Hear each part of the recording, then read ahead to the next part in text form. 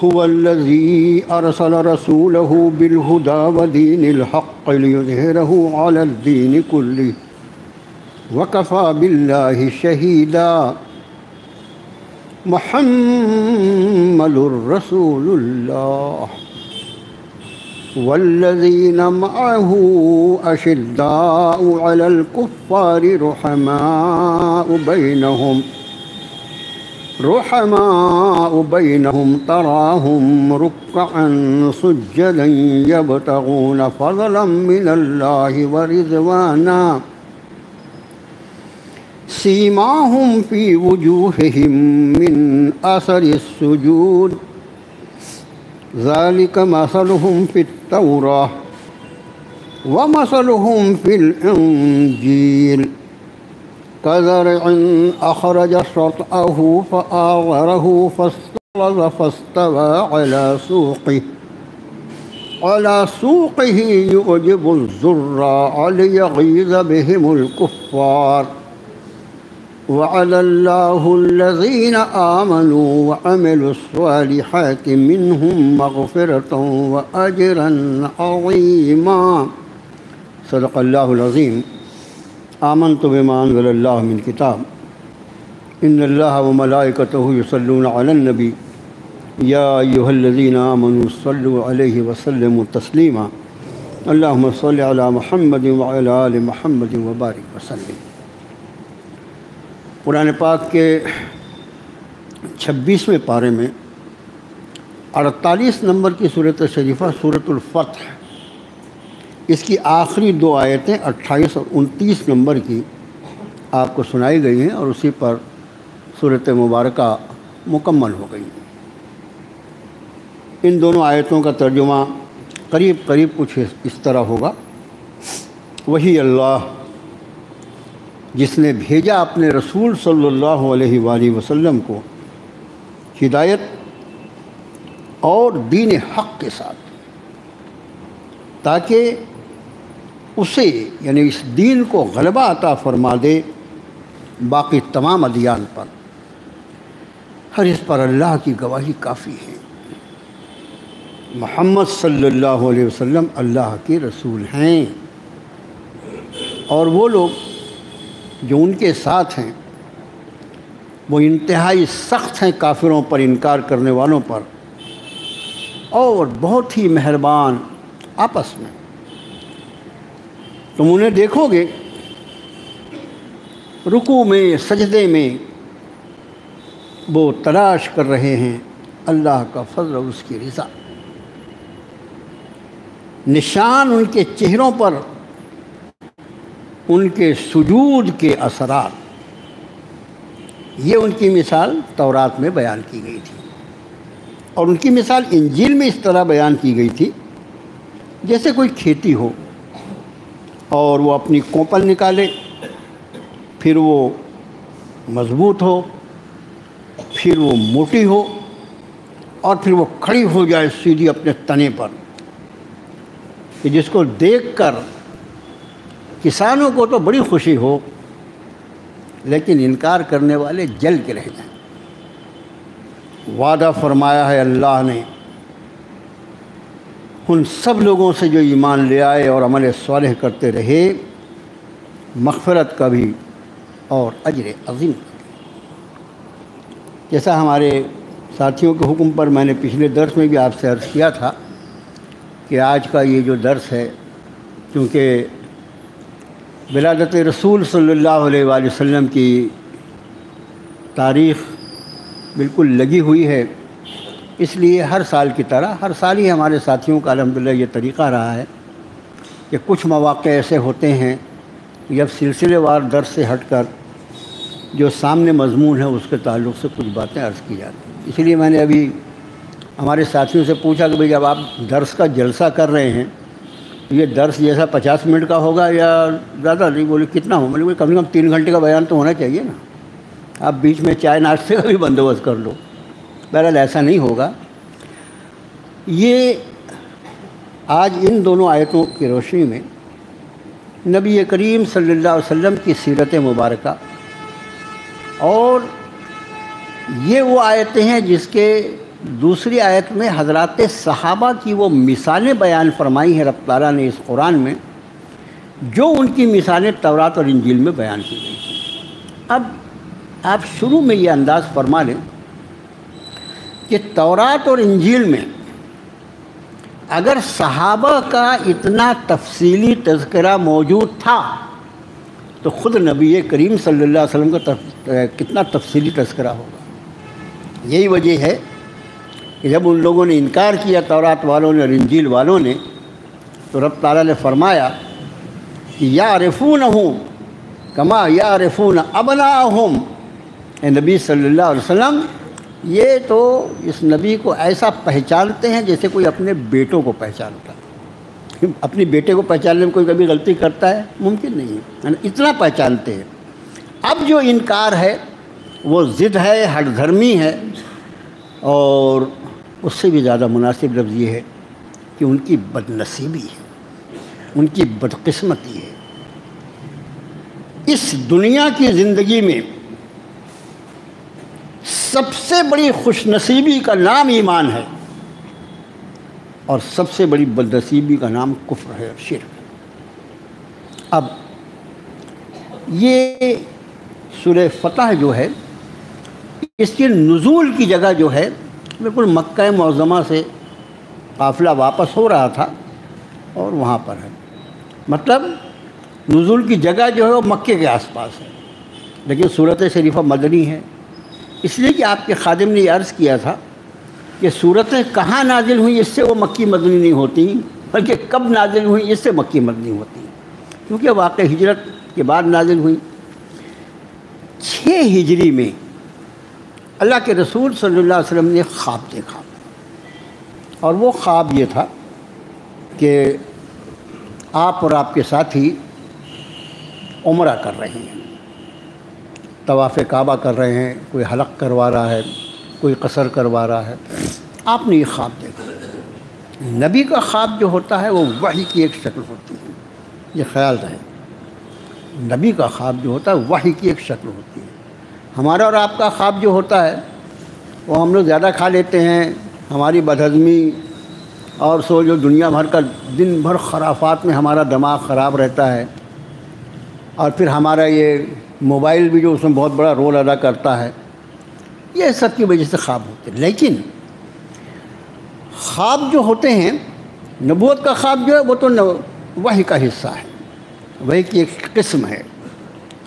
اہل اللہ کا خواب بھی، اللہ کے نیک بندوں کا خواب بھی کوئی اہمیت رکھتا ہے۔ خواب کی ایک تعبیر ہوتی ہے مناسب خواب کی۔ میں ابھی جو بدہضمی کی وجہ سے، گیسز کی وجہ سے ہو رہا ہے وہ خواب کی بات نہیں کر رہا ہوں، جو مناسب خواب ہوتا ہے اس کی ایک تعبیر ہوتی ہے۔ اب جیسے بہت سے علماء کا نام آپ سنتے ہیں، بھی امام بخاری رحمۃ اللہ علیہ، امام مسلم ہیں، یہ کس کے امام ہیں؟ فن حدیث کے امام۔ یہ امام ابو حنیفہ رحمۃ اللہ علیہ ہیں، یہ امام شافعی، یہ کس کے امام ہیں؟ یہ فقہ کے امام ہیں۔ یہ فلاں فلاں فلاں جو ہے یہ نحو کے امام ہیں، یہ صرف کے امام ہیں۔ اسی طرح ایک بڑے عالم کا نام آپ دیکھیں گے بڑی کتابوں میں، علامہ ابن سیرین رحمۃ اللہ علیہ۔ یہ علامہ ابن سیرین رحمۃ اللہ علیہ جو ہیں یہ خواب کی تعبیر کے امام ہیں۔ ان کی کتاب جو ہے خواب کی تعبیر کے اوپر، ان کی بڑی مشہور کتاب، اور وہ بڑا اللہ نے ان کو یہ علم عطا فرمایا تھا۔ خواب کی اہمیت کا انداز اس سے کیا جا سکتا ہے کہ خود نبی کریم صلی اللہ علیہ وسلم کے خواب کا تذکرہ اس میں رب نے فرمایا اسی سورہ فتح میں کہ لقد صدق اللہ رسولہ الرؤیا بالحق، کہ اللہ نے اپنے رسول صلی اللہ علیہ وسلم کے خواب کو سچ کرنا ہی ہے، یا سچ کر دکھایا اللہ نے اپنے نبی کے خواب کو۔ لتدخلن المسجد الحرام ان شاء اللہ آمنین محلقین رؤوسکم ومقصرین، تم انشاءاللہ مسجد حرام میں امن کے ساتھ داخل ہوگے، اس طرح کہ کوئی اپنے بال کو حلق کرا رہا ہوگا، کوئی قصر کرا رہا ہوگا۔ یہاں پر بہت سے نکات ہیں۔ بہرحال اب یہ خواب آپ نے جب دیکھا، یہ 6 ہجری کی بات ہے، صحابہ کے سامنے بات آئی تو صحابہ بڑے خوش، اس لیے کہ صحابہ کا وہ گروہ جو مہاجرین کا تھا وہ تو مکہ ان کا وطن تھا نا، انہوں نے تو اللہ اس کے رسول کے لیے مکے کو چھوڑا تھا، اور مکے کو چھوڑنے کے بعد بیت اللہ سے جدائی ان کے لیے ایک بہت بڑا سانحہ تھا۔ بیت اللہ شریف سے ہر ایمان والے کا جو تعلق ہوتا ہے وہ آپ اور ہم جانتے ہیں الحمدللہ۔ انہوں نے ایسا پروگرام بنایا کہ ہم اللہ کے رسول صلی اللہ علیہ وسلم کی قیادت میں ہم لوگ عمرہ کریں گے۔ 1400 صحابہ کو لے کر آپ عمرے کی نیت سے جب آدمی جاتا ہے تو عمرے کا احرام باندھتا ہے نا، اور مدینہ طیبہ سے احرام بالکل قریب میں ذوالحلیفہ جو ہے وہاں باندھنا پڑتا ہے۔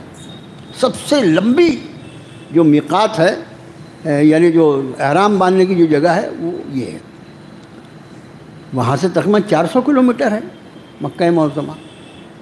آپ نے احرام باندھا، آپ کے سب ساتھیوں نے احرام باندھا۔ امہات المومنین میں ہے تو ام سلمہ رضی اللہ تعالی عنہ آپ کے ساتھ تھی۔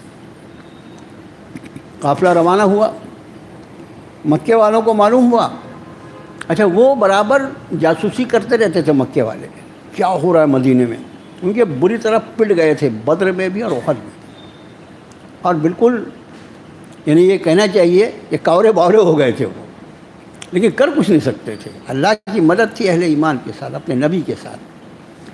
جب یہ قافلہ پورا کا پورا، پورے لوگ جو ہیں وہ احرام باندھے ہوئے، حالت احرام میں آدمی زور سے اپنے بدن کو کھجا نہیں سکتا کہ کہیں خون نہ نکل جائے، اپنا خود کا بال نہیں توڑ سکتا، خوشبو نہیں استعمال کر سکتا۔ کتنی پابندیاں ہوتی ہیں احرام میں۔ وہ کسی کو قتل کرے گا، کسی سے جنگ کرے گا، بھیجے میں آتی ہے یہ عقل، لیکن ان کی عقل ماری گئی تھی مشرکین مکہ کی۔ انہوں نے کہا آ رہے ہیں احرام وہ عمرے کے لیے، لیکن اگر آ کے عمرہ کر لیا انہوں نے ہماری ناک کٹ جائے گی، ہماری ناک کٹ جائے گی۔ ارے کیا تم یہاں کے متولی ہونے کے بعد بھی وہ 450 کلومیٹر دور سے سفر کر کے آئے اور عمرہ کر کے چلے گئے، تم دیکھتے رہ گئے؟ ارے واہ، شیطان جو ہے وہ ہر طرح سے آدمی کو بہکاتا رہتا ہے۔ انہوں نے آپس میں مشورہ کیا کیا جائے؟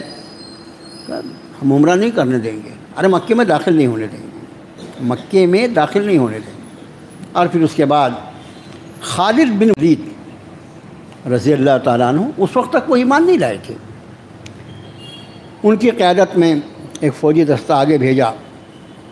یہ جہاں سے حدود حرم شروع ہوتی ہے نا، جن لوگوں نے حج اور عمرہ کیا ہوگا، وہ جو بہت بڑا رحل کے جیسا بنا ہوا ہے، قرآن کے جیسا بنا ہوا ہے جو، وہاں سے وہ حدود حرم ہے، وہیں سے شروع ہوتی ہے۔ اس حدود حرم کے لگا ہوا شمیسہ کر کے ایک مقام ہے، اور اس سے لگا ہوا حدیبیہ۔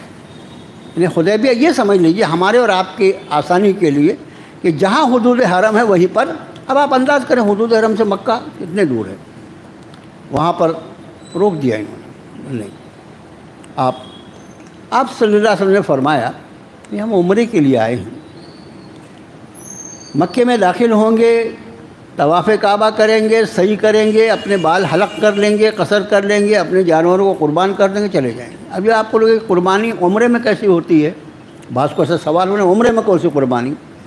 اس کو حدی کا جانور کہا جاتا ہے، حدی کا جانور، یعنی آدمی نیاز مان لے کہ میں اس کو لے جا کر حرم میں داخل ہو کر حدود حرم میں اس کو ذبح کروں گا، وہ حدی کا جانور کہلاتا ہے۔ بہت سارے جانور بھی حضرات صاحب نے ساتھ میں لیا تھا کہ جب ہمارا عمرہ ہو جائے گا تو ہم اس کے بعد اس کو ان جانوروں کو اللہ کے نام پر وہاں ذبح کر دیں گے۔ یہ ہمارے حدی کے جانور ہیں، ہم حالت احرام میں ہیں، لڑنے کے لیے آئے ہیں تو عمرہ کرنے آئے ہیں نا، نہیں کچھ نہیں، ہم نہیں آنے دیں گے آپ۔ ہماری چودراہٹ ہے نا، یہ چودراہٹ کا بھی بڑا زوم رہتا ہے، بہت خطرناک میرے بھائی، بہت خطرناک، ہم نہیں آنے دیں گے۔ بات بڑھ گئی، آپ صلی اللہ علیہ وسلم نے ان کو سمجھایا، دیکھو ہم کو تم عمرہ کرنے دو۔ ارے ہم عمرہ کر کے جا رہے ہیں نا، تم کیوں ہم سے ٹکر لیتے ہو؟ اس کے پہلے جو تمہاری درگت بنی ہے تم کو یاد ہے نا، تمہاری کمر ٹوٹ گئی ہے، تم ایسا کرو ہم کو ہمارے حال پہ چھوڑ دو اور دیکھتے رہو، اگر باقی عرب کے قبیلے ہم سے ٹکراتے ہیں اور ہم کو کوئی نقصان پہنچاتے تو تمہاری بات بن جائے گی، تم تو چاہتے ہو نا کہ ہم کو نقصان پہنچے، اور اگر ایسا نہیں ہوا ہم ان پر غالب آ جاتے ہیں اور ہماری حکومت بن جاتی ہے تو تم اسلام قبول کر لو، کیوں اپنا خرابی کرتے ہو؟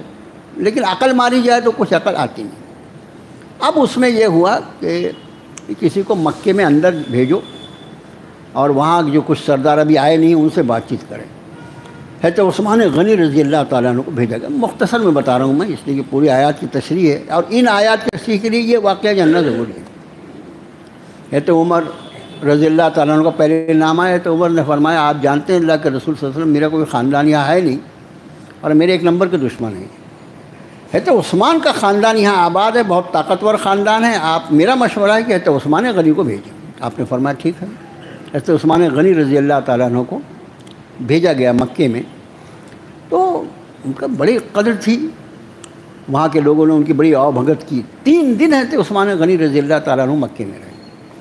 مکے والوں نے کہا عثمان تم آئے ہو نا اندر، طواف کر لو کعبے کا، طواف کر لو، اپنا عمرہ کر لو تم۔ صحابہ کس کو کہتے ہیں اور کتنے تڑپ سے گئے تھے عمرے کی۔ حضرت عثمان غنی رضی اللہ تعالیٰ نے فرمایا میں عمرہ کر لوں، جب تک میرے نبی صلی اللہ علیہ وسلم اس بیت اللہ کا طواف نہیں کریں گے اس وقت ہم میں سے کوئی نہیں کرے گا، تمہاری اجازت ہونی چاہیے۔ اب اسی دوران یہ ہوا کہ یہ بات مشہور ہو گئی کہ مشرکین مکہ نے حضرت عثمان غنی رضی اللہ تعالیٰ عنہ کو شہید کر دیا۔ اب جیسے یہ خبر، اس وقت یہ موبائل تو نہیں تھے نا، ارے بھائی دیکھ لو آپ ویڈیو کالنگ کر کے دیکھ لو کیا ہو رہا ہے، وہ تو چکر تھا نہیں، خبر ہوتی تھی۔ یہ خبر پہنچی تو پھر نبی کریم صلی اللہ علیہ وآلہ وسلم اور حضرت صحابہ جو ہیں ان کے غصے کا، غضب کا کوئی حل، کہا عثمان کے خون کا بدلہ لیا جائے گا، انہوں نے غداری کی ہے۔ ہمارا عثمان جو تھا وہ ایمبیسڈر کی حیثیت سے گیا تھا، ایمبیسڈر پر ہاتھ کبھی بھی نہیں ڈالا جاتا، کیسے انہوں نے ان کو قتل کر دیا۔ اور پھر آپ نے حضرات صحابہ سے، وہ جو 1400 صحابہ آپ کے ساتھ تھے، میں نے پچھلے درس میں ایک بات عرض کیا تھا کہ یہ سیرت کا جو موقع ہوگا اس میں آپ کو مقام صحابہ بھی معلوم ہو جائے گا انشاءاللہ۔ ان 1400 صحابہ سے آپ نے بیعت لیا اس بات پر کہ ہم ان سے جنگ کریں گے اور عثمان کے خون کا بدلہ لیں گے۔ اس بیعت کو بیعت رضوان کہا جاتا ہے۔ اور رب تعالیٰ نے وہ سارے صحابہ جنہوں نے اس میں بیعت کیا، 1400 صحابہ، ان صحابہ میں سیدنا ابو بکر صدیق بھی ہیں، انہی میں حضرت عمر فاروق بھی، انہی میں حضرت علی بھی ہیں، اور پھر عبد الرحمن بن عوف ہیں، اور یہ ہیں۔ حضرت عثمان غنی رضی اللہ تعالیٰ عنہ نہیں ہیں، اس لیے نہیں ہے کہ وہ تو مکے میں ہے نا، وہ کہاں رہیں گے۔ آپ نے صحابہ سے بیعت لیا، اور جب سب کی بیعت ہو گئی، سب نے بیعت کیا کہ ہم ان سے بدلہ لیں گے، اور آخری میں جب سارے صحابہ بیعت کر چکے تو آپ صلی اللہ علیہ وسلم نے اپنے دوسرے ہاتھ کو اپنے دست مبارک پر رکھا اور فرمایا یہ عثمان کا ہاتھ ہے، یہ عثمان کی طرف سے بیعت، یہ تو عثمان غنی رضی اللہ تعالیٰ عنہ کا مقام، یہ عثمان، اپنے ہاتھ کو آپ نے یہ تو عثمان کا ہاتھ قرار دیا۔ اور یہ جن لوگوں نے بیعت کیا اس ببول کے درخت کے نیچے، قرآن نے فرمایا لقد رضی اللہ عن المؤمنین اذ یبایعونک تحت الشجر، تحقیق اللہ راضی ہو گیا ان سارے کے سارے ایمان والوں سے جنہوں نے اس درخت کے نیچے نبی صلی اللہ علیہ وسلم آپ سے بیعت کی۔ اس لیے آپ انداز کریں یہ 1400 صحابہ جو ہیں، جس طرح صحابہ کے مقامات ہیں، حضرات صحابہ انبیاء علیہ نبینا صلاۃ والسلام کے بعد سب سے زیادہ مقدس گروہ ہے، سب سے زیادہ مقدس، ان کے جیسا کوئی نہیں ہو سکتا۔ میں نے کسی درس میں، ہمارے کچھ نئے ساتھی آئے ان کو نہیں معلوم ہوگا، میں نے کسی درس میں بات کر کے یاد رکھیں، جس طرح نبی جو ہوتے ہیں وہ منتخب شدہ ہوتے ہیں، اسی طرح صحابی بھی منتخب ہوتے ہیں۔ آدمی مقام صحابیت کو اپنی عبادت اور اپنی کوششوں سے حاصل نہیں کر سکتا۔ مقام ولایت کا درجہ قیامت تک کھلا ہوا ہے۔ آدمی اپنے تقوی، اپنے پرہیزگاری، سنتوں کی پابندی، اللہ کا خوف، اللہ کی محبت، ولایت کا ایک سے ایک درجہ ہر مومن حاصل کر سکتا ہے۔ اور یہ پوری امت مسلمہ جو ایمان اور تقوی والی ہے، یہ پوری اولیاء اللہ کا گروہ ہے۔ قرآن کی آیتیں اس پر گواہ ہیں، ابھی ہم ادھر نہیں جائیں گے۔ لیکن مقام صحابیت وہ تو اللہ نے جن لوگوں کو منتخب کر کر لیا اپنے نبی کے ساتھ کے لیے، اپنے نبی کی صحبت کے لیے، بس وہی صحابی بن سکے۔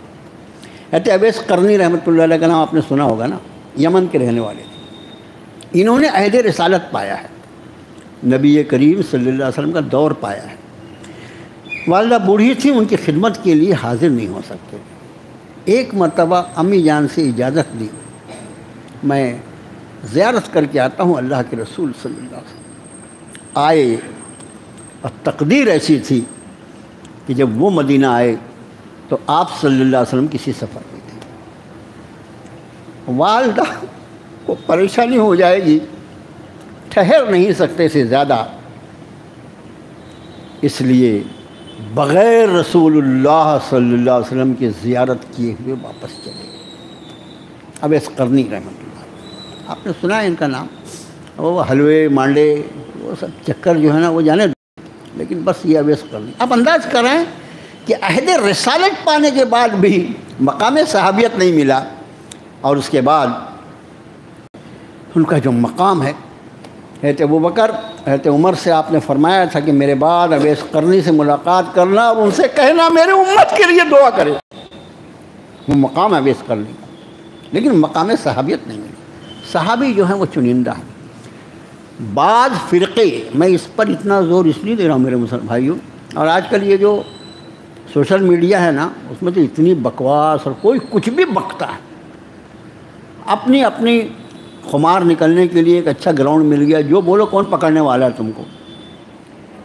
حضرات صحابہ کرام رضوان اللہ تعالی علیہم اجمعین، یہ ان کو کہا جاتا ہے جس شخص نے ایمان کی حالت میں نبی کریم صلی اللہ علیہ وسلم کی زیارت کی ہے، چاہے ایک لمحے کے لیے ایک نظر بھی اس نے رسول اللہ کو دیکھا ہے تو وہ رسول اللہ کا صحابی ہے۔ اور یہ صحابی، ایک صحابی جس نے صرف ایک مرتبہ زیارت رسول کی، ایسے ہیں صحابہ، موقع نہیں ہے، انشاءاللہ اور کوئی موقع آئے گا، اللہ نے زندہ رکھا تو بتائیں گے واقعات۔ ایسے لوگ ہیں ابھی ایمان لائے اور ابھی اجازت لی، کوئی ایک نماز پڑھنے کا موقع نہیں ملا، شریک جنگ ہوئے، شہید، چند گھنٹوں کا ایمان، لیکن مقام صحابیت ان کو حاصل ہے۔ ان صحابہ کے بارے میں ہمیشہ یہ سمجھ لو کہ ان کی شان میں گستاخی کرنا نبی کریم صلی اللہ علیہ وسلم کی ذات عالی کے ساتھ کھلواڑ ہے، آپ کی توہین ہے۔ اس لیے کہ صحابی کون ہیں؟ یہ وہ لوگ ہیں جن کی تربیت جناب رسول اللہ صلی اللہ علیہ وسلم نے فرمائی ہے۔ یہ وہ لوگ ہیں جو بیٹھے رہتے تھے مجلسوں میں اور وحی کا نزول ہوتا تھا۔ یہ وہ لوگ ہیں جنہوں نے جبریل کو انسانی شکل میں دیکھا ہے۔ یہ وہ لوگ ہیں جنہوں نے اس چہرہ انور کو دیکھا ہے، جس چہرہ انور کو دیکھ لینا دنیا کی سب سے بڑی عبادت ہے۔ کہ جو غیر صحابی ہے وہ کوئی بھی عبادت کتنی بھی کر سکتا ہے، لیکن وہ صحابی اس لیے نہیں ہو سکتا کہ اس نے رسول اللہ کو دیکھا نہیں۔ جس کی چہرہ انور کی زیارت آدمی کو صحابیت کے مقام پہ فائز کرتی ہے، اس ذات عالی کی اتباع اور پیروی کتنی بابرکت ہوگی، کتنی بابرکت ہوگی، کس مقام پر آدمی کو لے جائے گی۔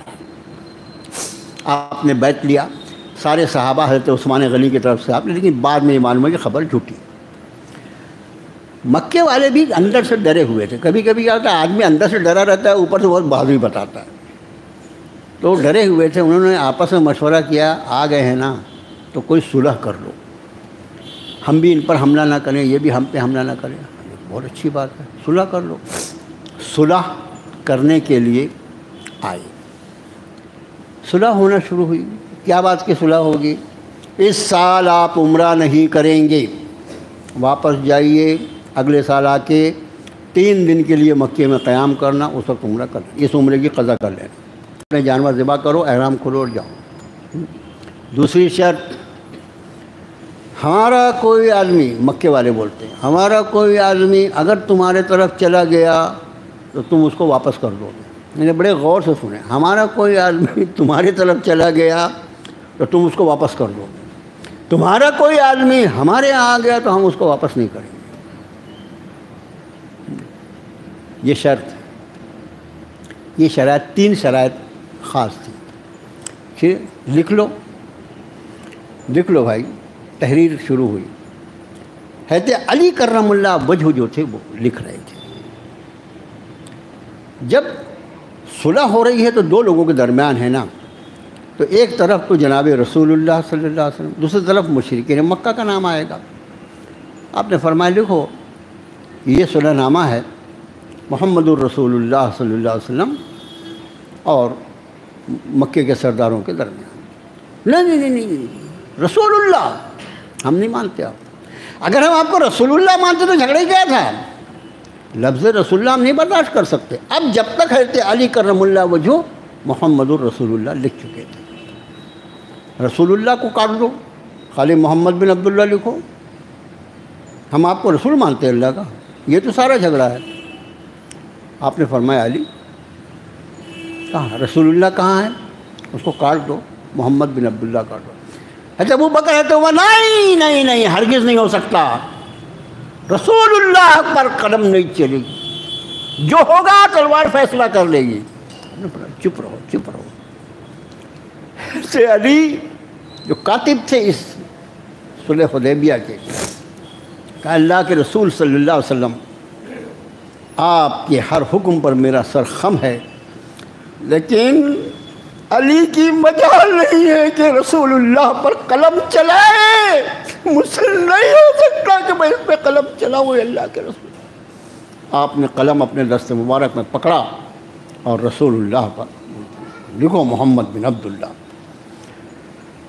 اب اس کے بعد انہوں نے بغلے بجانا چاہے، ہم نے محمد بن عبداللہ کروا دیا، محمد الرسول اللہ.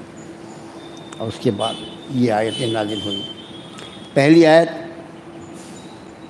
جس میں فرمایا وہی اللہ جس نے اپنے رسول کو ہدایت اور دین حق کے ساتھ بھیجا. ہدایت رسول کے دامن کے ساتھ، دین حق دامن رسول کے ساتھ. لیظہرہ علی الدین کلہ، تاکہ اس سارے ادیان پر اس کو غلبہ عطا فرمائے. وکفیٰ باللہ شہیدا، اللہ اس کی گواہی دینے کے لیے کافی ہے. محمد الرسول اللہ، اس پر یہ آیت نازل. تیری اوقات کیا ہے؟ تو سمجھتا ہے تیرے بولنے سے میرے رسول ہیں؟ ارے میں نے ان کو اپنا رسول بنایا. تو صلح نامہ پر اگر پسند نہیں کرتا تو میں اپنے کلام میں اس کو لکھواؤں گا، قیامت تک کے آنے والی انسانیت جو ہے وہ پڑھتی رہے گی محمد الرسول صلی اللہ علیہ وسلم. یہ ہے اس آیت شریفہ کا شان.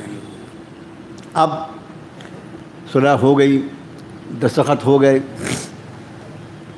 حضرت عمر رضی اللہ تعالیٰ عنہ بہت ہی جلالی تھے. وہ ابن ماجہ کی ایک روایت آج ہی میں نے بیان کیا جمعے کی تقریر میں، وہاں بھی سیرت پر کچھ عرض کر رہا تھا. وہ ایک الگ مضمون تھا.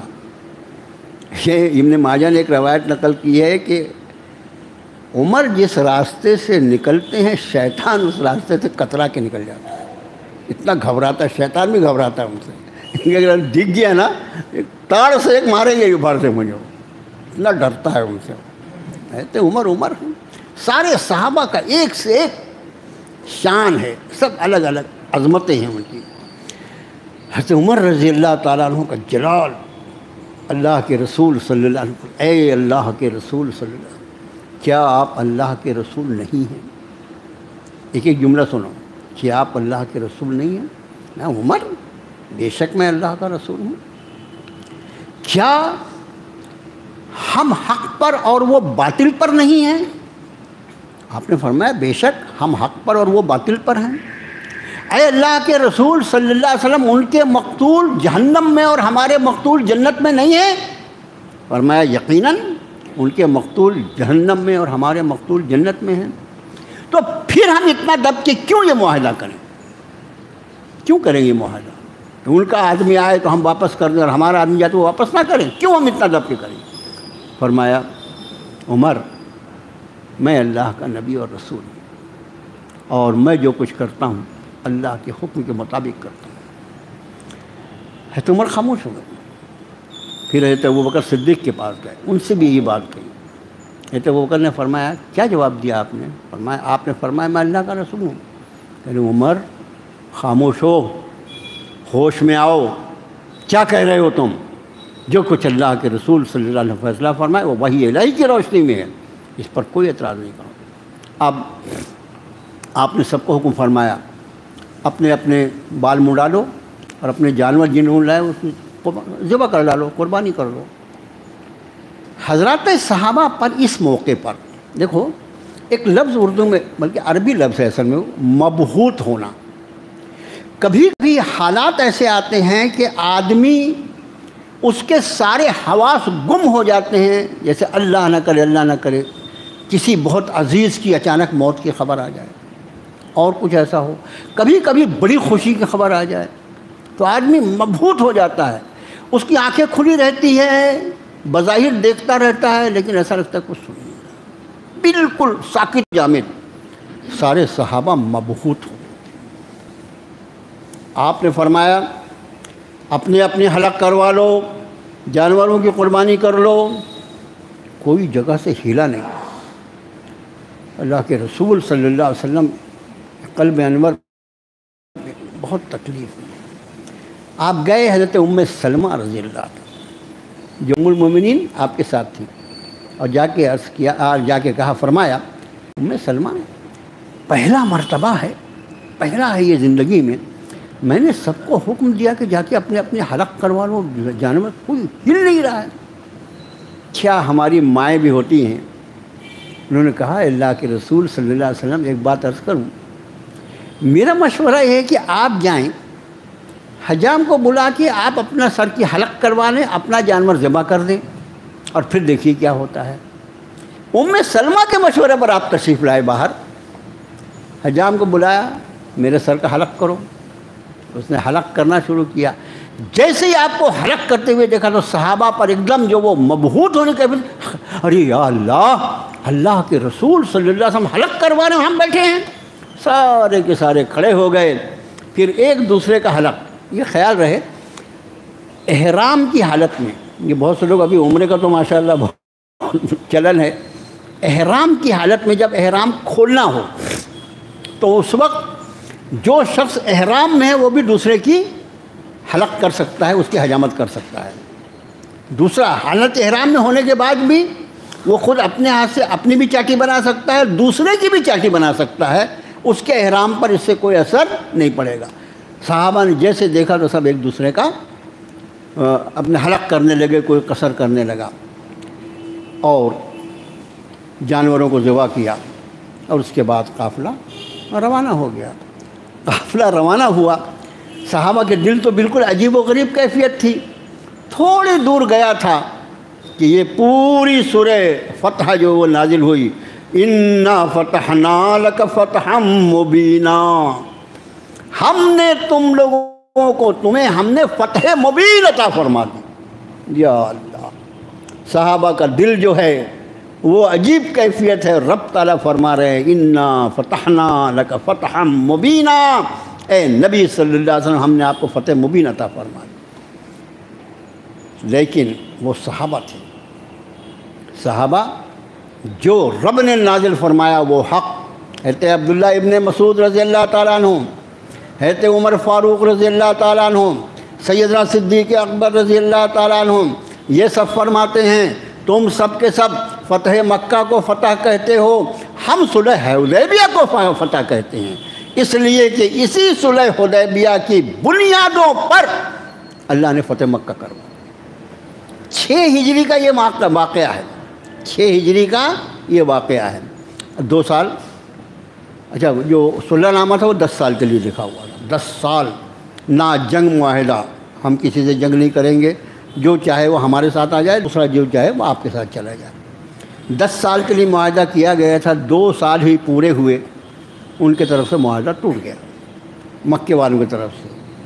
جیسے معاہدہ ٹوٹا، اور یہ 2 سال میں آپ صلی اللہ علیہ وسلم نے مختلف وفود بھیجے، بادشاہوں کو خطوط لکھے اسلام کی تبلیغ کے لیے، اس لیے کہ امن جو ہے وہ اللہ کی بہت بڑی نعمت ہے۔ اس امن کا فائدہ اٹھا کر آپ صلی اللہ علیہ وسلم نے ہر طرف ایمان ایمان، اسلام اسلام کا ماحول بن گیا۔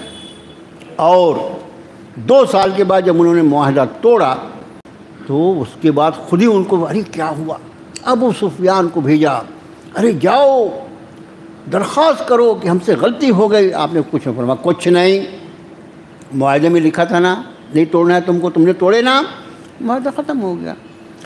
2 سال کے بعد 6 ہجری میں معاہدہ ہوا، 2 سال میں اللہ نے اتنی ترقی عطا فرمائی، اتنی ترقی عطا فرمائی کہ 8 ہجری میں جب آپ فتح مکہ کے ارادے سے رمضان میں نکلے، اس عمرے میں تو 1400 صحابہ تھے آپ کے ساتھ، اور 2 سال کے بعد جب فتح مکہ کے لیے آپ گئے تو آپ کے ساتھ 10,000 صحابہ تھے۔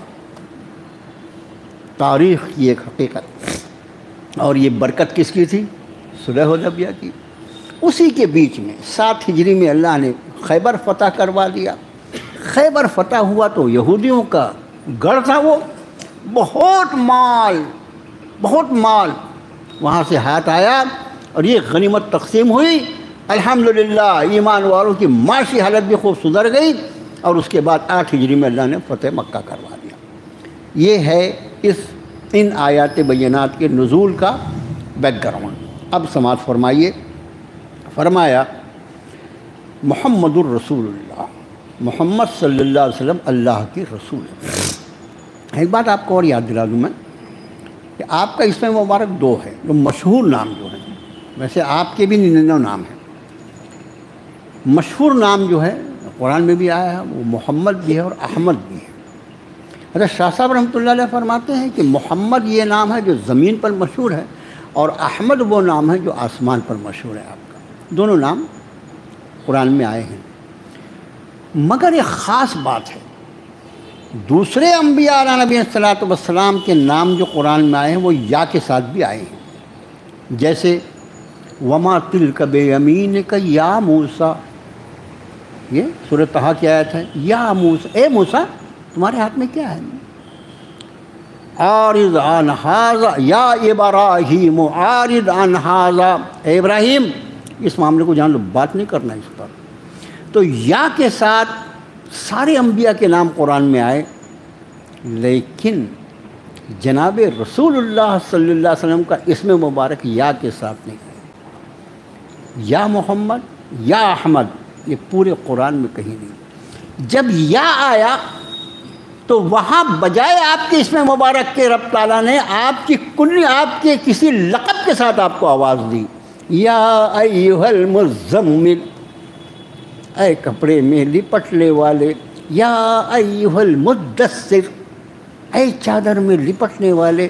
جب یا کا لفظ آیا، اس کو یا کو حرف ندا کہا جاتا ہے، آواز دینے کے لیے۔ اپن او اے جو ہے وہ اس کے لیے عربی میں یا آتا ہے۔ یہ حرف ندا دوسرے انبیاء کے نام کے ساتھ تو رب تعالیٰ نے استعمال فرمایا، لیکن اپنے حبیب کے نام کے ساتھ اس حرف ندا کو نہیں استعمال کیا۔ جب ندا دینے کی بات آئی تو کیا فرمایا؟ یا ایھا الرسول بلغ ما انزل الیک من ربک، اے رسول صلی اللہ علیہ وسلم، اے محمد نہیں کہا، اے رسول صلی اللہ علیہ وسلم، یا ایھا النبی قل لازواجک وبناتک ونساء المؤمنین، اے نبی صلی اللہ علیہ وسلم آپ فرما دیجئے اپنے ازواج سے اور اپنی بیٹیوں سے اور ساری ایمان والی عورتوں سے۔ جہاں یا کے ساتھ آیا، کہیں نبی کہا، کہیں رسول کہا، کہیں مدثر کہا، کہیں مزمل کہا، یا محمد نہیں کہا میرے رب نے، جبکہ یا ابراہیم، یا نوح، یا موسیٰ سب آیا۔ یہاں پر بھی اسم مبارک آیا، یا نہیں ہے۔ محمد الرسول اللہ صلی اللہ علیہ وسلم، محمد صلی اللہ علیہ وسلم اللہ کے رسول ہیں۔ والذین معہ، اور وہ لوگ جو ان کے ساتھ ہیں۔ اس سے مراد کون ہیں؟ حضرات صحابہ ہیں۔ اس سے مراد میں اشداء والکفار، کافروں پر بہت ہی سخت ہیں، کوئی برداشت نہیں کرتے۔ رحماء بینہم، اور آپس میں انتہائی رحیم۔ اپنے پاس اتنا وقت نہیں ہے، حضرات صحابہ کرام رضوان اللہ تعالی علیہم اجمعین میں جو ایثار تھا، دیکھو ایثار جو لفظ ہے نا عربی میں وہ کب استعمال ہوتا ہے؟ ایک ہوتا ہے انفاق، اللہ کے راستے میں خرچ کرنا۔ میرے پاس 100 روپیہ ہے، میں نے 100 میں سے 50 خرچ کیا، 60 کیا، 70 کیا، 80 کیا، 90 کیا۔ اور ایک ہوتا ہے ایثار، میرے پاس 1 روٹی ہے، میری بھوک تو 1 روٹی سے جائے گی نہیں نا، میں تو خود 3 روٹی کھانے والا، 2 روٹی کھانے والا، 1 روٹی سے کیا ہوگا؟ لیکن ایسے میں کوئی سائل آ گیا، اور اس سائل کو میں نے اس روٹی میں سے بھی آدھی روٹی اس کو دے دی۔ مطلب میں نے صرف اس روٹی کو صدقہ نہیں کیا بلکہ اپنی خود کی ضرورت کو بھی اللہ کے راستے میں قربان کر دی۔ اس کو ایثار کہا جاتا ہے۔ ایثار کا ایک معنی ہوتا ہے خود پر دوسرے کو ترجیح دینا۔ ایک معنی ہوتا ہے عربی زبان میں خود پر دوسرے کو ترجیح دینا۔ یہ آج کے مسلمانوں میں یہ عادت پائی ہی نہیں جاتی۔ ہماری تو پوری زندگی ہم، ہمارے بال بچے، ہمارا نام و نمود، ہمارا خاندان، ہمارا گھر، دوسرا بھی میرا بھائی ہے۔ جناب رسول اللہ صلی اللہ علیہ وسلم نے فرمایا لا یؤمن، تم میں سے کوئی شخص اس وقت تک مکمل مومن نہیں ہو سکتا جب تک وہ اپنے بھائی کے لیے بھی وہی پسند نہ کرے جو خود کے لیے کرتا ہے۔ ہمارے پسند کے دو معیار ہیں۔ ہمارے پسند کا معیار یہ ہے کہ لوگ میری تعریف کریں تو میں بھی تو لوگوں کی تعریف کروں۔ اگر یہی میرا معیار ہوتا تو میرے گھر میں، میری مجلسوں میں، میری ملاقاتوں میں دوسروں کی غیبت نہیں ہوتی، دوسروں کا میں مذاق نہیں اڑاتا۔ اگر وہ سوچ ہوتی جو میرے نبی پاک صلی اللہ علیہ وسلم نے میری سوچ بنائی تھی کہ دونوں کا ایک جیسا اسٹینڈرڈ ہونا چاہیے۔ اب یہاں فرمایا رحماء بینہم، ایک دوسرے پر انتہائی مہربان۔ آپ دیکھیے حضرات مہاجرین جب ہجرت کر کے آئے نا تو اہل مدینہ نے جس طرح ان کی نصرت کی ہے، پوری تاریخ انسانیت میں خدا کی قسم اس نصرت کی کوئی مثال کوئی نہیں بتا سکتا۔ ایسی نصرت کی، ایسی نصرت۔ لیکن وہ مہاجرین بھی ایسے خوددار تھے۔ نہیں، جزاک اللہ، آپ نے جو کچھ کہا اس کے لیے جزاک اللہ، بس میں ایک مجھے کلاڑی دے دو اور مجھے جنگل کا راستہ بتا دو۔ کسی نے کہا مجھے یہاں کے بازار کا راستہ دکھا دو، کسی نے کچھ کہا، کسی نے کچھ کہا۔ تو رحماء بینہم تراہم رکعان سجدا، تو انہیں دیکھو گے کہ رکوع میں ہیں اور سجدے میں ہیں۔ یبتغون فضلا من اللہ ورضوانا، اللہ کے فضل اور اس کے رضا کی تلاش میں۔ حضرات صحابہ کے بارے میں ایک بہت مشہور قول ہے کہ جب وہ محاذ جنگ پر گھوڑے کی پیٹھ پر بیٹھتے تھے تو ان کو دیکھ کر کوئی یہ سوچ نہیں سکتا تھا کہ یہ لوگ کبھی مسلح پہ بھی کھڑے ہوتے ہوں گے۔ اور جب رات کی تاریکی میں اپنی رب کی بارگاہ میں وہ مسلح پہ کھڑے ہو کے گڑ گڑاتے تھے تو اس وقت دیکھنے والا یہ سوچ نہیں سکتا تھا کہ یہ وہ لوگ ہوں گے جو کبھی گھوڑے کی پیٹھ پر بھی بیٹھتے ہوں۔ اتنا زمین آسمان کا۔ امام غزالی رحمۃ اللہ علیہ کا ایک قول میں نے کبھی آپ کے سامنے نقل کیا تھا۔ انہوں نے پوچھا، ان سے ان کے بیٹے نے پوچھا، ابو صحابہ کیسے تھے؟ صحابہ کیسے تھے؟ امام غزالی کا دور دیکھو، آج سے 1100 سال پہلے کا، 1200 سال پہلے کا۔ اس دور میں امام غزالی نے اپنے بیٹے کو جواب دیا، بیٹا آج اگر اللہ صحابہ کو ان کی قبروں سے نکال کر کھڑا کر دے تو تم انہیں دیکھ کر ان کو دیوانہ سمجھو گے اور وہ تمہیں دیکھ کر کافر سمجھیں گے۔ امام غزالی نے کہا ہے یہ صحابہ ہیں، تراہم رکعان سجدا، تم اسے دیکھو گے رکوع میں ہیں، سجدے میں ہیں۔ یبتغون فضلا من اللہ ورضوان، اللہ سے اس کا فضل اور اس کی رضا کی تلاش۔ سیماہم، سیما لفظ، سیما لفظ جو ہے عربی میں اس کے کیا معنی ہوتے ہیں؟ نشان۔ اتفاق ایسا کہ ہندی میں بھی یہ لفظ یوز کرتے اسی معنی میں استعمال ہوتا ہے۔ سیما یعنی نشان۔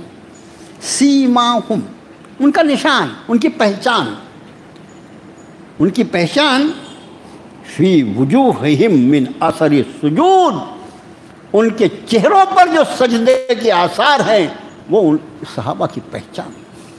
یہ وہ جو کالا ٹیکا پڑا جاتا ہے نا وہ نہیں ہے، ہاں ایسا نہیں۔ بعض لوگوں کو اگر کسی کو کثرت سجدے ماتھے پر نشان آ جائے تو وہ کوئی ناپسندیدہ نہیں ہے، لیکن اس سے یہ مراد نہیں ہے۔ یہ اگر اس سے یہ مراد لیے تو 1000 نمازی میں سے 2-4 کو تو رہتا ہے بیچارے کو، تو باقی کہاں گئے؟ تو اس سے مراد اللہ کی بارگاہ میں جو چہرہ جھکایا جائے اس پر جو نورانیت اللہ تعالیٰ عطا فرماتے ہیں، سجدے کے ایمان والے کے چہرے پر جو نور ہوتا ہے وہ غیر مومن کے چہرے پہ کبھی ہو ہی نہیں سکتا۔ اور پھر جو شب و روز اللہ کی بارگاہ میں سجدہ رکوع کرنے والے ہیں ان کے چہرے پہ کیا نورانیت ہوگی حضرات صحابہ کی۔ تو یہ سیما جو ہے، یہ اس سے مراد چہرے پر سجدے کی نورانیت جو اللہ پیدا فرماتا ہے وہ ہے۔ فرمایا کہ سیماہم فی وجوہہم من اثر السجود ذالک مثلہم فی التورات، یہ ان کی مثال ہے جو تورات میں بیان۔ تورات کون سی؟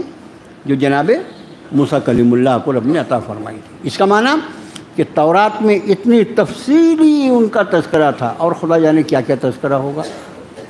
فرمایا وَمَثَلُهُمْ فِي الْإِنْجِيلِ، اور انجیل میں ان کی مثال اس طرح بیان کی گئی تھی جیسے کھیتی وہ اپنی کوپل نکالتی ہے، پھر وہ مضبوط ہوتی ہے، پھر موٹی ہوتی ہے، فَاسْتَوَىٰ عَلَىٰ سُوقِهِ، اور پھر اپنے جڑ کے اوپر اپنے تنے پر کھڑی ہو جاتی ہے۔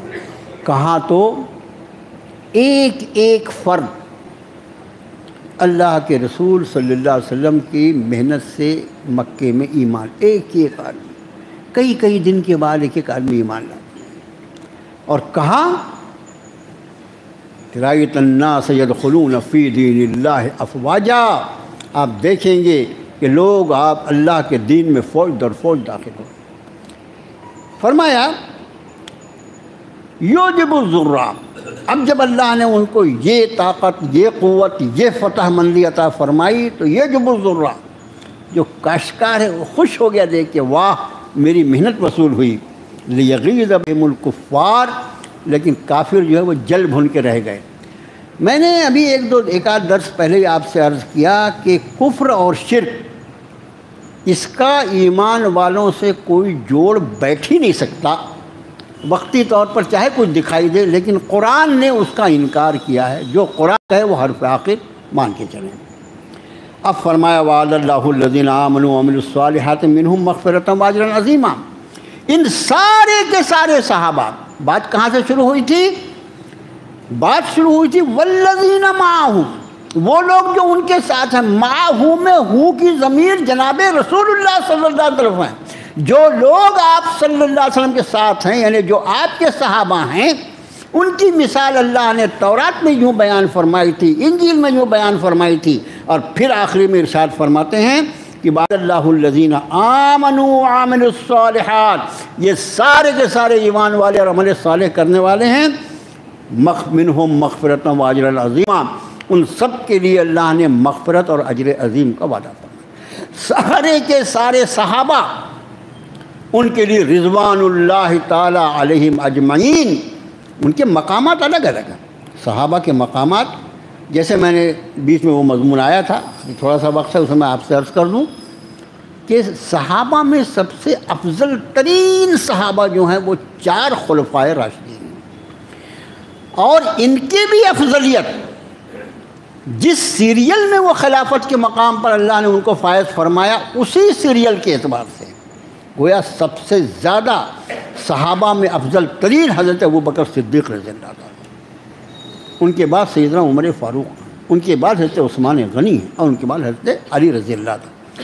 اب اس کے بعد جو صحابہ ہیں سب کے ایک ایک الگ الگ اوصاف اللہ نے رکھے ہیں، کسی کی امانت مشہور ہے، کسی کی صداقت مشہور ہے، اور کسی کی بہادری مشہور ہے، کسی کی شجاعت مشہور ہے، ایک سے ایک سارے صحابہ جو ہیں۔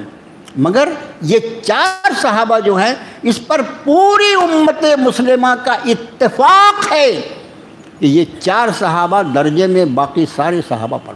اس کے بعد پھر صحابہ میں ایک گروہ وہ ہے جس نے بدر میں حصہ لیا تھا، ان کو اصحاب بدر کہا جاتا ہے۔ اصحاب بدر جو ہیں ان کی خاص اہمیت ہے۔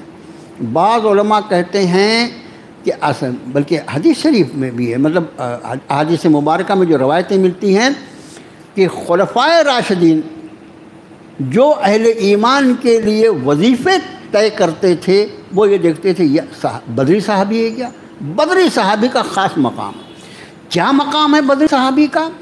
حضرت جبریل نے ایک مرتبہ، بخاری نے اس روایت کو نقل کیا ہے کہ اللہ کے رسول صلی اللہ علیہ وسلم آپ کے جن ساتھیوں نے بدر میں حصہ لیا تھا ان کے لیے آپ کے یہاں کیا معاملہ ہے؟ آپ نے فرمایا وہ میرے بدری صحابی ہیں اور دوسرے سارے صحابہ سے افضل ہیں۔ ذرا یہ سوال کس نے پوچھا؟ جبریل نے، کہ جو لوگ بدر میں حصہ لیے تھے ان کا کیا مقام ہے؟ تو آپ نے فرمایا وہ میرے بدری صحابی ہیں اور وہ سارے میرے صحابہ میں افضل ترین ہیں۔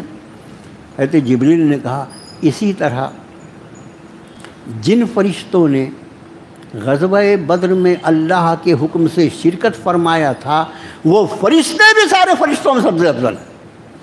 جبریل خود بھی آئے تھے غزوہ بدر میں، جبریل خود بھی آئے تھے، گھوڑے کو تھامے ہوئے تھے اور بہت سے فرشتے اللہ نے اتارے تھے۔ تو جس طرح صحابہ بدر میں شرکت کی وجہ سے افضلیت کے حامل ہیں، اسی طرح ان فرشتوں کو اللہ نے افضلیت عطا فرمائی ہے باقی فرشتوں پر جنہوں نے بدر کے غزوے میں حصہ لیا۔ اسی طرح یہ بیت رضوان، اس میں جو 1400 صحابہ جو ہیں ان کی شان باقی صحابہ سے الگ ہے، ورنہ سارے کے سارے صحابہ پوری امت مسلمہ میں شیعوں کو چھوڑ کر پوری امت مسلمہ اس پر اتفاق کرتی ہے کہ کسی ایک صحابی کی شان میں ہلکی سی گستاخی، اللہ کے رسول صلی اللہ علیہ وسلم نے فرمایا دیکھو میں تم سے کہتا ہوں میرے بعد اللہ اللہ 2 مرتبہ فرمایا، اللہ اللہ کا واسطہ دے کے کہتا ہوں کہ میرے بعد میرے صحابی کو برا بھلا نہیں کہنا۔ جو میرے صحابہ سے محبت کرے گا وہ میری محبت کی وجہ سے محبت کرے گا، جو میرے صحابہ سے عداوت کرے گا وہ میرے عداوت کی وجہ سے عداوت کرے گا، اور جو مجھ سے عداوت کرے گا وہ اللہ سے عداوت کرے گا، اور جو اللہ سے عداوت کرے گا اللہ تعالیٰ اس کو سزا دے گا۔ آپ سمجھے؟ تو صحابی کے بعد یہ شیعہ گروپ اور یہ جو ہیں ان کا چلتا رہتا ہے، اللہ معاف فرمائے، ان کا بابا آدم ہی الگ ہے، ان کے چکر میں نہ پڑے۔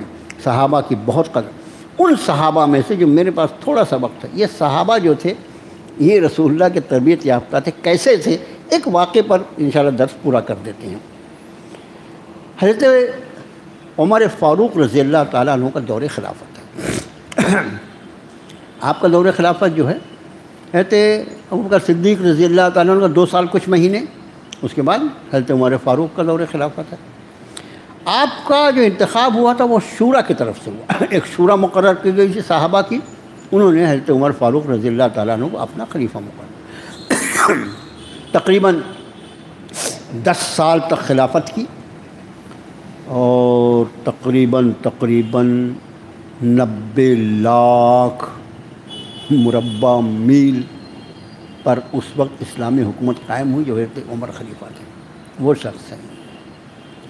حضرت عمر فاروق رضی اللہ تعالیٰ عنہ کے دور خلافت میں کچھ صحابہ نے یہ سوچا کہ حضرت عمر کو جو وظیفہ دیا جاتا ہے وہ کم ہے، جو وظیفہ دیا جاتا ہے وہ کم ہے، ایسا کریں حضرت تو سارا دن رات خلافت کے کاموں میں مصروف رہتے ہیں، لیکن ہم نے جو خلافت کے لیے حضرت امیر المومنین کے لیے جو ہم نے جو طے کیا ہے معاوضہ تو وہ کم ہے، ان کا وظیفہ بڑھا دیا جائے، وظیفہ بڑھا دیا جائے۔ کون بولے گا ان سے؟ گھبراتے بھی تھے بہت، کون بولے گا ان سے؟ یہ بات جو ہے نا یہ ان چوروں کو کیا سمجھ میں آئے گی جو عوام کے پیسے پہ عیش کرتے ہیں، ان کو کیا سمجھ میں آئے گی؟ لوگوں نے کہا وہ جو اہم خلیفہ تھے، وہ جو شورا تھی، ہم ایسا کریں آپ کی بیٹی حضرت حفصہ سے کہیں، حضرت حفصہ جو ہیں آپ کی بیٹی، لیکن ام المومنین بھی تو ہیں نا، اللہ کے رسول صلی اللہ علیہ وسلم کی زوجہ مبارکہ بھی تو ہیں نا، اس لیے حضرت حفصہ سے کہتے ہیں یہ بات، چلو چلو چلو۔ حضرت حفصہ کی خدمت میں حاضر ہوئے، امی جان ایک درخواست لے کر آئے ہیں، بولو۔ آپ کے والد صاحب کے لیے جو وظیفہ طے کیا گیا ہے ہمیں لگتا ہے بہت بہت کم ہے، ہم چاہتے ہیں کہ حضرت کا وظیفہ تھوڑا بڑھا دیا جائے۔ ہم لوگ کی ہمت نہیں ہو رہی حضرت سے بولنے کی۔ اس کا ایک جو واقعہ کا سن، صحابی کیسے ہوتے ہیں، ہماری ہمت نہیں ہو رہی ہے بولنے کی کہ ہم آپ کا وظیفہ بڑھانا چاہتے ہیں۔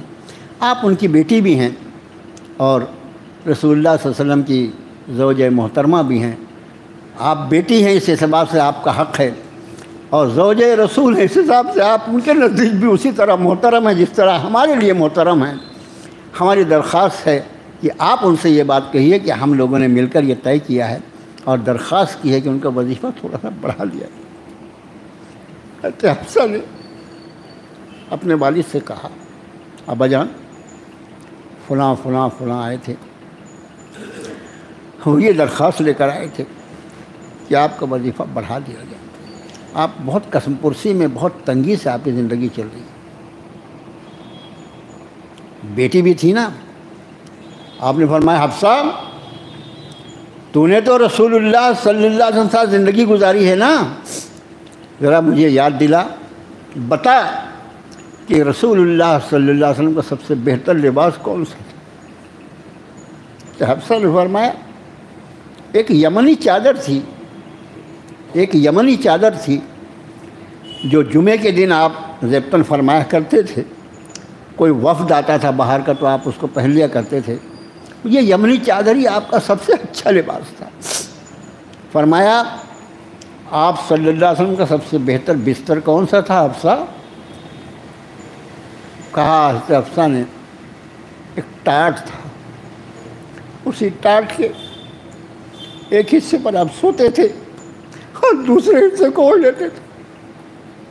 فرمایا تو نے نبی کے ساتھ زندگی گزاری ہے، بتا اللہ کے رسول صلی اللہ علیہ وسلم نے اپنے حیات طیبہ میں سب سے اچھا کھانا کون سا کھایا تھا؟ حضرت حفصہ کہتی ہیں ایک دن ہم لوگوں نے جو کی روٹی پکائی تھی، ہمارے یہاں روٹی تو کئی دن کے بعد پکتی تھی، ایک دن جو کی روٹی پکائی، ہمارے ہاں جو تیل کا ڈبہ تھا اس میں تیل نہیں تھا، تیل کی تلچھٹ تھی، تیل نہیں تھا ڈبے میں، تیل کے نیچے جو بچا ہوا گاڑھا گاڑھا جو رہتا ہے وہ تلچھٹ کہلاتا ہے نا، تلچھٹ تھی تیل کی ڈبے میں۔ میں نے اس جو کی روٹی پر اس تلچھٹ کو الٹ دیا تھا اور ذرا اس کو پھیلا دیا تھا، اللہ کے رسول صلی اللہ علیہ وسلم بڑی رغبت سے اس کو کھایا تھا۔ فرمایا حفصہ جس نبی کا میں امتی ہوں تو یہ بتا رہی ہے ان کا لباس کیا تھا، ان کا بستر کیا تھا، ان کی زندگی کا سب سے اچھا کھانا کیا تھا؟ جو میرے ساتھی تیرے پاس آئے تھے ان سے کہہ دینا عمر اپنے نبی سے اسی حال میں ملاقات کرنا چاہتا ہے کہ وہ ان کی سنتوں پر زندگی گزارے، میرے وظیفوں کو بڑھانے کی کوئی ضرورت نہیں ہے۔ جس تنگی سے میری زندگی گزر رہی ہے میں اسی تنگی سے اپنی زندگی گزاروں گا تاکہ میری زندگی میں نبی کی سنتوں کی لاج رہ جائے۔ ایسے صحابہ تھے، ان صحابہ پہ لعن طعن کرنا، اپنی زبان اٹھانا ان کے بارے میں کفر ہے، ایمان سے آدمی نکل جاتا ہے۔ میرے بھائیو، بس میں نے آج کے درس کے لیے جو وقت مقرر کیا تھا ٹھیک اس میں 2 منٹ بچے ہیں، میں نے سوچا تھا آج 1 گھنٹہ کر دوں گا، 50 منٹ کا 1 گھنٹہ ہونے جا رہا ہے۔ جناب رسول اللہ صلی اللہ علیہ وسلم سیرت مبارکہ، اللہ کی کتاب کی روشنی میں، اللہ کی توحید، اللہ کی کتاب کی روشنی میں، عقیدہ آخرت اور آخرت کی حقیقت اللہ کی کتاب کی روشنی میں اس کو اپنی زندگی کا وظیفہ بنا لو۔ سب کا چل چلاؤ ہے میرے بھائیوں، جاتے جاتے اپنی آل اولاد، اپنے بال بچوں کے ہاتھ میں ہمارا مکان، ہماری دکان، ہمارا کاروبار، ہمارا بینک بیلنس، یہ تو شرعی اعتبار سے تقسیم ہو ہی جائے گا، اس کو ہم کو تھوڑی تقسیم کرنا ہے، ارے ہم مریں گے کریں گے دوسرے لوگ تقسیم، لیکن جو چیز اپنے آل بال بچوں کے حوالے کر کے جانا ہے، جس کی بنیاد پر ان کی آخرت بھی بچے گی اور ان کی دنیا بھی بچے گی، وہ ہے اللہ کی کتاب۔ بس اللہ سے دعا ہے پروردگارہ ہمیں اپنی کتاب سے مربوط رکھیے، اپنے نبی پاک صلی اللہ علیہ وآلہ وسلم کی سنتوں سے ہماری زندگی کو مزین فرما دے مولا۔ اے اللہ ہمیں اپنا وفادار بنا لے، اپنے نبی کا وفادار بنا لے۔ اے اللہ ہم ذلیل ہو گئے تیرے ساتھ بے وفائی کر کے، تیرے نبی کے ساتھ بے وفائی کر کے۔ اے اللہ اب بھی امت کو عقل دے دے مولا، اللہ ہمیں بدعات سے بچا، ہمیں خرافات سے بچا، ہمیں شرک سے بچا، اللہ ہمیں کفر سے بچا، اللہ ہمیں تیری تحدیث نعمت کی توفیق عطا فرما۔ اتنی عظمت والی کتاب اور اتنے اعلیٰ مقام نبی کی امت میں تو نے ہم کو پیدا فرمایا، اللہ ہمیں اس کا حق ادا کرنے کی توفیق عطا فرما دے۔ الہ العالمین ہمارا رشتہ اپنے نبی محترم صلی اللہ علیہ وسلم کے ساتھ وہ فرما دے اللہ کہ قیامت کے حشر کے میدان میں ہمارے نبی کو جب ہمارا سامنا ہو تو ہمیں کسی طرح کی خجالت نہ ہو، نبی کی گواہی ہمارے خلاف نہ پڑ جائے، کہیں اس گروہ میں ہمارا شمار نہ فرمانا جس کے لیے تو نے اپنی کتاب میں فرمایا وقال الرسول یا رب ان قوم اتخذوا هذا القرآن مہجورا۔ اے اللہ یہی میرے قوم کے وہ لوگ ہیں جنہوں نے قرآن کو چھوڑ دیا تھا۔ اے اللہ ہمیں اپنی کتاب کے ساتھ اپنے نبی کے دامن کے ساتھ اس دنیا میں جینے کی توفیق عطا فرما اور اسی پہ ہمیں موت مرحمت فرمانا۔ وصلی اللہ تعالیٰ علی خیر خلقہ محمد وآلہ وسلم۔